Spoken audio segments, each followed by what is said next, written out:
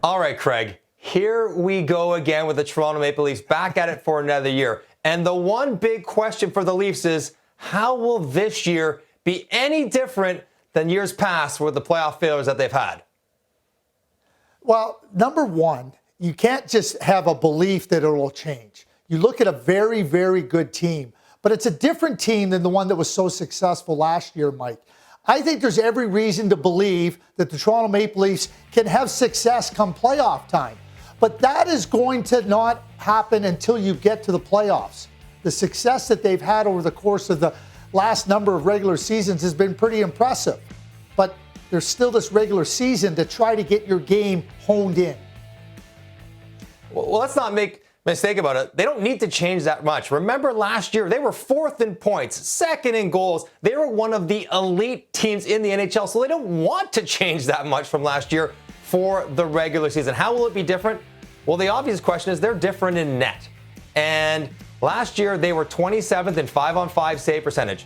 That's not very good. Even though Jack Campbell was an all-star, he had wild inconsistencies. And there are some metrics that you look at where Matt Murray, despite struggling last year, was actually better in aggregate than Jack Campbell was. So there's a chance between Murray and Samsonov that they could be better in net than they were last year. There's 3 areas that I look at the Toronto Maple Leafs, and Kyle Dubas has tried to address them over the course of the last number of seasons, in season and off season. Mike, you just mentioned the goaltending. You know, the goaltending is going to have to find a way to be better come playoff time. That is still a question mark. Number 2, the blue line. When you look at the successful teams, and I'm talking about competing for the Stanley Cup, the Toronto Maple Leafs blue line is still one that doesn't seem to have the necessary elements. You think about Hedman and Chernik. You think about Eric Johnson and Josh Manson. Yeah, they have Morgan Riley, which is really good. And he tried to address it last year by adding Lyabushkin. Then you look up front. There is no question in my mind that their core offensive players are brilliant, amongst the best in the National Hockey League. But when you look deeper down the lineup, it seems that that's been an area. Add a little bit more weight, add a little bit more size. That, to me, taking some of that pressure that can apply pressure to your opponent, are real key elements for the Toronto Maple Leafs.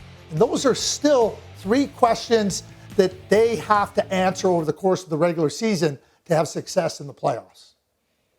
We're trying to find that balance, Craig, though, between defense and offense of their depth forwards, because we know what the top 6 will do, and they have done in the playoffs largely in years past. But you know, they brought in some defensive players this year, Obey Kubel, maybe Aston Reese finds a spot in the lineup. Those guys are great defensive player, Kampf as well.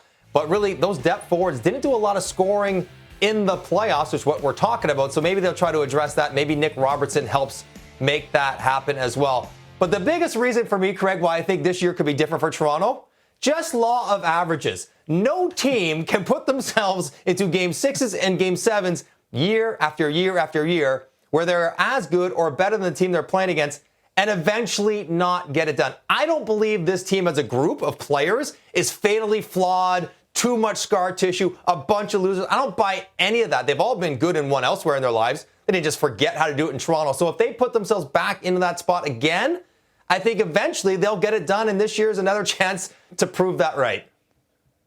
Yeah, and I totally agree. I will add one more thing to that.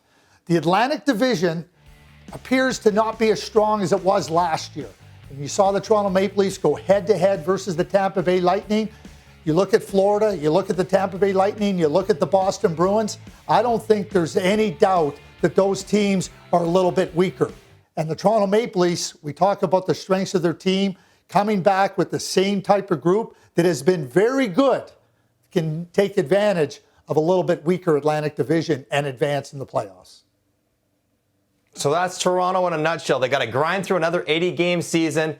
They'll probably do really well to get to the playoffs, to take one more crack at it and finally get over the hump and win a playoff round for the first time in forever.